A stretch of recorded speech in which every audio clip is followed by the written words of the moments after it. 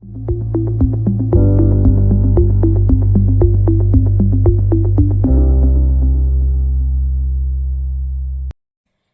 bonjour, Jean Dobre, Jamboeno, Mbote Nabino. Mon nom est Dr Harmonie Mangbel Nikorska Marshall, motivatrice des générations. Aujourd'hui, nous allons parler de la dépression. Oui, c'est un trouble mental caractérisé par un état dépressif, une sensation de tristesse profonde persistante, produisant des effets très néfastes dans la vie quotidienne. La dépression peut ou ne pas être une urgence. Lorsqu'elle est silencieuse, sans signe d'alarme apparent, elle est masquée. D'ailleurs, nous en souffrons tous, sans s'en rendre compte. Et lorsque la dépression est bien visible, on peut s'en rendre compte, elle passe en mode chronique. Pour trouver d'autres moyens de s'exprimer, il y aura des troubles qui entrent dans le cadre des maladies psychosomatiques.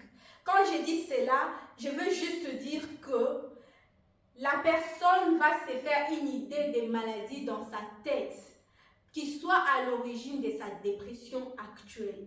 Comme il y a relation entre notre corps et notre psychique, l'imagination de cette personne va se retentir sur son corps et elle aura des signes réels de la maladie dont elle est en train d'imaginer avoir. Qui en réalité, lorsqu'un médecin réalise des bilans, il va s'avérer ne pas objectiver cette maladie. Mais je n'ai pas dit que toutes maladies psychosomatiques sont d'origine dépressive. Alors, d'où vient la dépression?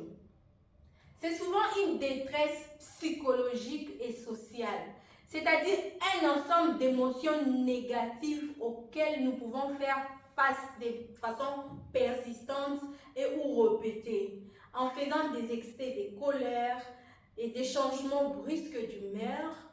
On peut provoquer un processus de dépression. Je prends un exemple. On a un individu qui malheureusement fait couple ou se marie avec un pervers narcissique. Cette personne sera conditionnée à vivre des situations de joie concomitamment avec beaucoup d'épisodes d'humiliation. Il y aura des changements soudains de son humeur de façon répétée, pouvant faire déséquilibrer son émotion affectif et plus tard faire une dépression qui soit due à cette restriction de l'affectivité ou encore cette négativité de l'affect que la personne vit de façon quotidienne. Il y a bien beaucoup d'exemples pouvant déséquilibrer l'état affectif. Par exemple, une personne qui a un sentiment de perte profonde, qui peut être la perte de sa famille, par exemple. Ça peut arriver dans le cas où vous avez un partenaire, vous voulez vous marier, mais votre famille ne l'accepte pas. Vous êtes entré dans un état où vous devez choisir entre votre famille et votre conjoint. Ça vous donne sincèrement une sensation de perdre votre famille et ça peut entraîner à une dépression silencieuse pouvant arriver à chronique et même à la longue grave. Il y a bien d'autres sentiments de perte pouvant survenir, c'est lors d'un décès d'un être cher ou une rupture amoureuse. Alors, anecdote mes chéris, choisissez. Il ne faut pas être en couple avec une personne qui ne vous aime pas. Ça ne vous arrange pas. Un autre exemple de perte, c'est lorsque nous perdons de nos certaines compétences. Par exemple, les maladies dégénératives. Notons la maladie d'Alzheimer.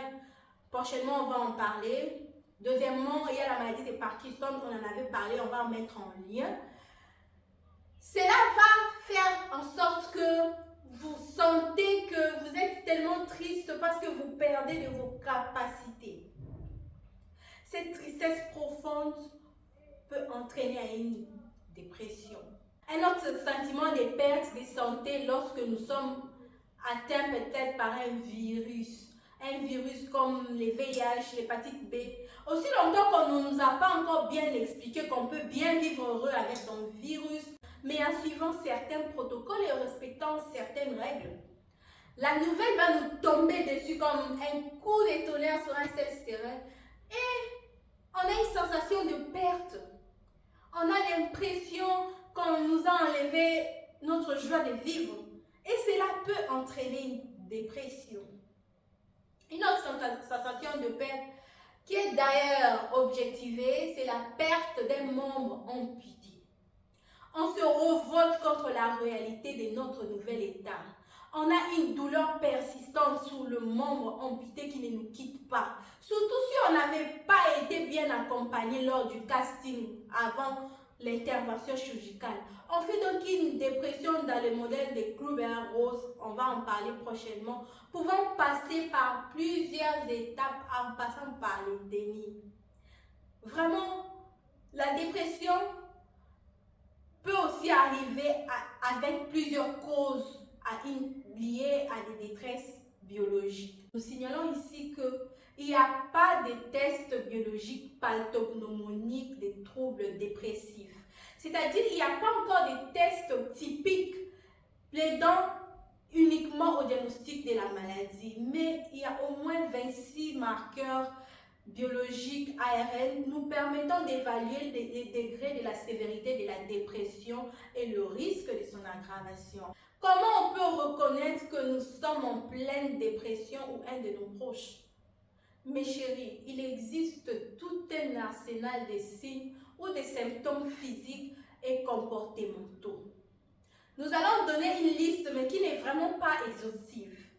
Nous allons remarquer un sentiment de tristesse, mais de tristesse profonde chez un individu qui auparavant était full d'énergie, mais elle aura une baisse de son énergie et elle n'aura plus d'appétit. Parfois, elle passe des nuits sans dormir. Elle sera inhibée. Elle n'a plus envie de se faire jolie ou attirant. Elle sera tout le temps fatiguée, voire épuisée. Tellement qu'elle ne va pas beaucoup manger, elle n'est plus intéressée par la vie, elle va maigrir. Et les autres vont tellement beaucoup manger et peuvent devenir obèses. Ceci peut, dans sa chronicité, devenir une dépression majeure où on a une personne ayant une perte d'intérêt. Vous êtes par exemple en face d'une personne à qui vous informez. Vous savez, la chambre à côté est en train de brûler. Hein. Elle était assise là. Elle vous regarde. Elle ne bouge pas, elle rentre sans instinct humain de vouloir sauver sa propre peau. Tout ce qu'on est en train de faire pour tirer son attention, elle n'en accorde aucun intérêt. Dans ces cas, on est bien en face d'une personne qui a déjà des plans ou des idées suicidaires. Des idées noires, délirantes et mélancoliques. Elle a des idées de ruine ou d'incurabilité si elle est malade. Jusqu'à elle peut vous dire que vous vous fatiguez pour rien, moi j'aurais souhaité mourir dans ma maladie, laissez-moi partir. C'est vraiment une phase de dépression, dans la dépression majeure. Toujours dans la même forme, on peut se retrouver en face d'une personne qui va perdre le contact avec l'extérieur. Elle s'enferme en elle-même. Elle est là, vous lui parlez, elle ne répond pas. Alors mes chéris, comment remédier à la dépression? La dépression dans sa phase silencieuse, elle passe souvent inaperçue. Le remède dans ces cas, on peut se rendre juste compte de certaines tristesses profondes. Et quand on se rend compte, on va y remédier en faisant la marche, faire des choses qu'on aime, les sports, apprendre les belles langues, apprendre les bonnes nouvelles choses, s'envoyer les ondes positives. Cela va nous aider à nous en sortir. Lorsque nous ne remédions pas à un épisode silencieux de la dépression, cela va évoluer vers une chronicité. Dans les cas, le remède est d'aller voir un médecin neuropsychiatre ou psychiatre qui va nous orienter pour éviter d'atterrir à la forme majeure de la dépression. Ici, la prise en charge est l'internat. Une longue hospitalisation peut nous aider. Si on ne respecte pas l'internat et les indications du médecin, on peut se retrouver en phase de suicide. On passe à l'acte.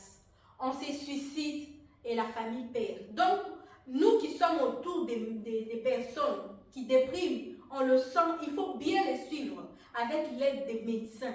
Parce que souvent, les personnes déprimées passent à l'acte. Sincèrement, on doit veiller sur nous-mêmes et sur les personnes qui nous entourent. Faire très attention aux messages que nous envoie notre organisme. Encore, ça, je n'arrêterai jamais de dire. Entourons-nous de bonnes personnes qui nous envoient des ondes positives.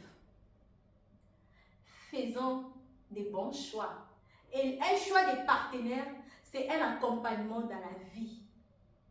Sachons faire des bons choix. J'ai dit oui. Je vous aime beaucoup.